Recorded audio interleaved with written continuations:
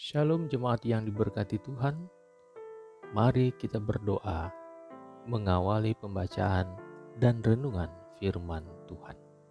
Kita berdoa.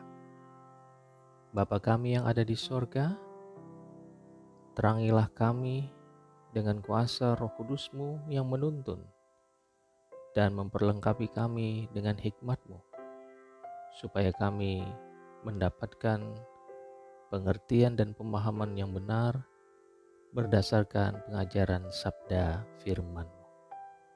Dan biarlah kemudian kami pun juga dengan kekuatan dari Tuhan memberlakukan sabda firman-Mu dalam hidup kami, sehingga hidup kami pun dipenuhi dengan sukacita dan menjadi berkat bagi sebanyak mungkin orang. Dalam nama Tuhan Yesus kami berdoa. Amin.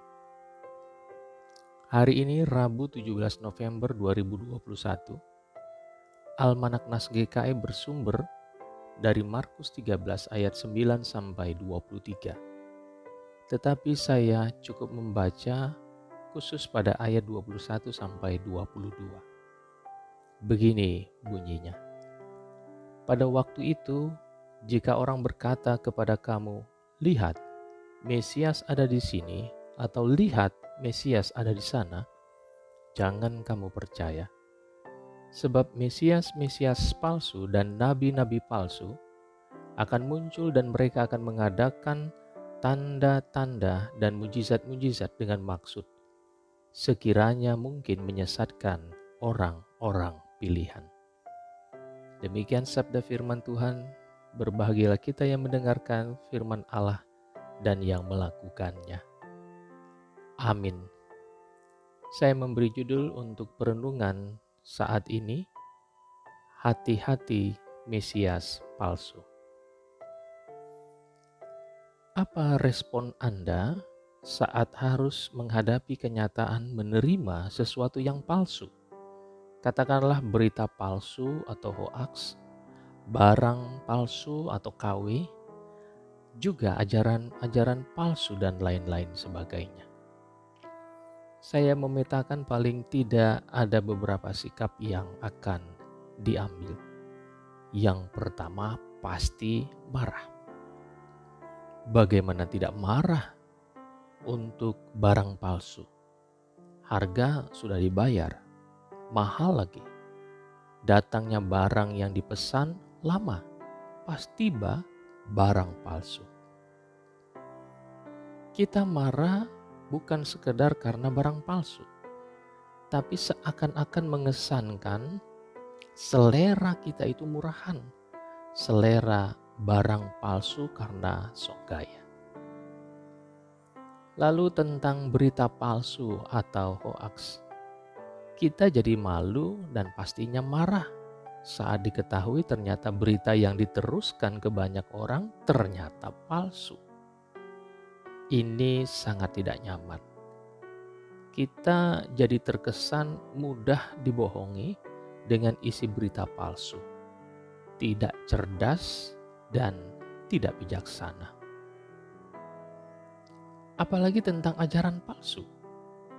Saat diketahui ternyata ajaran yang kita yakini kebenarnya ternyata ajaran palsu dan menyesatkan.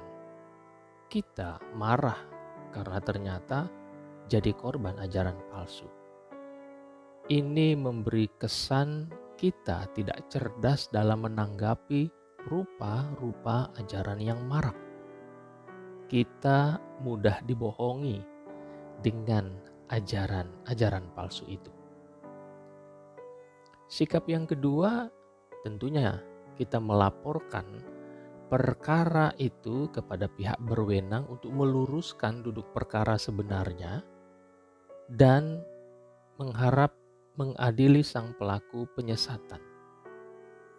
Tindakan ini sebagai bentuk pembelajaran bagi semua pihak dan upaya pencegahan agar persoalan penyesatan ataupun pemalsuan tadi tidak berulang. Sikap yang ketiga, pastinya kita menyesal mengapa peristiwa itu bisa terjadi pada kita. kita jadi korban pemalsuan dan penyesatan. Pastinya peristiwa itu terjadi karena kita kurang waspada. Kita perlu introspeksi diri dan bersikap hati-hati. Nah, jemaat Tuhan, dikaitkan dengan nas ini tentang permulaan penderitaan dan siksaan yang berat dan Mesias-Mesias palsu, mau mengingatkan kepada kita untuk cerdas dan berhati-hati merespon rupa-rupa ajaran. Kalau demikian, apa sikap yang benar dalam menghadapi Mesias palsu? Dengan tegas nas ini mengingatkan kita agar waspada terhadap kehadiran orang-orang yang membawa dan mengajarkan ajaran-ajaran atas nama Kristus, atas nama kekristenan. Tetapi sesungguhnya target utamanya adalah hendak membentuk kelompok agama baru yang menyesatkan. Karena itu, untuk terhindar dari penyesatan, mari kita belajar kembali dari apa yang diingatkan Tuhan Yesus dalam Injil Markus ini. Konteks nas ini tentang peringatan akhir zaman yang ditandai munculnya pengajar dan Mesias palsu. Tuhan Yesus memberikan peringatan kepada kita agar kita waspada terhadap orang-orang yang datang untuk mengajar ajaran baru atas nama Tuhan Yesus dan atas nama agama Kristen. Waspada berarti suatu peringatan agar jangan mudah percaya. Dan karena itu, jikalau ada orang-orang yang datang mengajar ajaran agama baru, kita mesti aktif. Caranya dengan mempertanyakannya. Kita harus bersikap kritis untuk tidak mudah mendengar dan menerimanya saja. Kita pun juga perlu berdoa kepada Tuhan agar diberikan kekuatan, diberikan hikmat, dan tidak mudah terpengaruh. Dan kalau dirasa mengganggu iman kita, lebih baik dengan sopan kita katakan, maaf ya, saya sudah beragama dan saya telah memiliki pemahaman keagamaan tersendiri. Akan ada orang yang menafsirkan dan mengajarkan bahwa akhir zaman segera tiba karena tanda-tandanya sudah muncul. Di mana-mana tempat muncul perang, banyak korban mati. Perang Irak, Afghanistan, Israel, Palestina yang tidak pernah selesai. Masalah nuklir di Korea Utara, Iran, dan lain-lain. Selain itu, bencana alam yang dahsyat pun ditafsirkan sebagai gejala akhir zaman. Seperti tsunami yang terjadi di Aceh, Nias. Kemudian juga banjir di berbagai tempat wilayah penjuru dunia. Belum lagi adanya bencana gunung Merapi, kemarau, dan juga hujan yang berkepanjangan di daerah-daerah tertentu. Datang pula flu burung, virus COVID-19, dan lain-lain. Benarkah tafsiran dan ajaran yang mengajarkan semuanya itu adalah tanda-tanda akhir zaman? Jelas dan tegas jawabannya tidak benar. Soal akhir zaman, jangan sampai melemahkan iman percaya kita kepada Allah di dalam Yesus Kristus. Soal perang dan bencana alam, seperti yang disebutkan tadi, bukan pasti tanda dari akhir zaman. Semua itu peristiwa-peristiwa yang sejak dulu juga sudah terjadi. Tapi akhir zaman juga belum kunjung terjadi. Semua tafsiran itu hanyalah akal-akalan orang atau kelompok tertentu yang target utamanya mau membentuk kelompok agama baru dan mereka menjadi pemimpinnya. Sebagai pemimpin, mereka hadir seolah-olah sebagai Mesias, tapi palsu. Soal akhir zaman sudah ditegaskan dan diajarkan oleh Tuhan Yesus. Dalam Matius 24 ayat 43 sampai 44 dikatakan, akhir zaman dan kedatangan Tuhan Yesus kedua kali seumpama pencuri yang tidak diketahui kapan dia datang.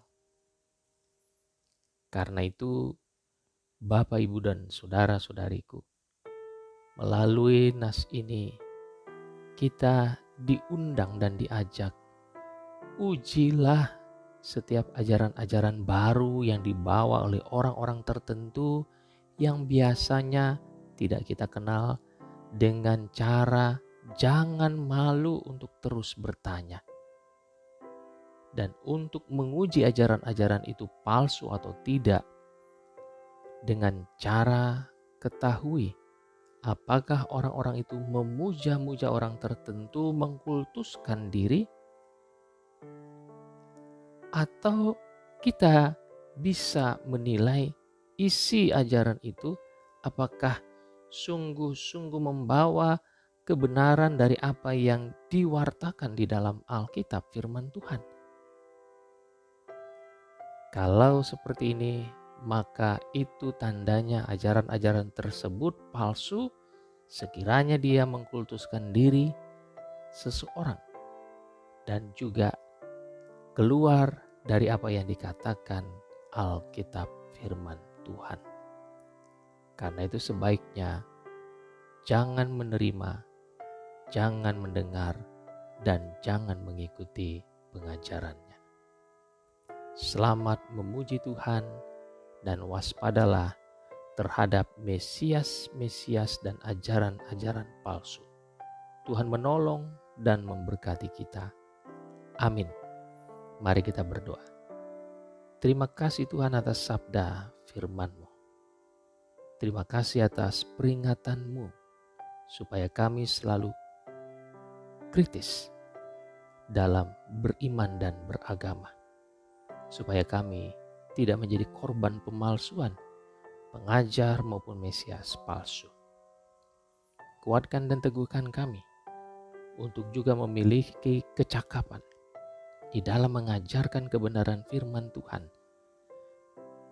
terutama ajaran tentang akhir zaman yang diarahkan kepada anak-anak kami, supaya dengan demikian kami hidup menurut firman Tuhan dan tidak dibelokkan oleh penyesat-penyesat yang tidak bertanggung jawab.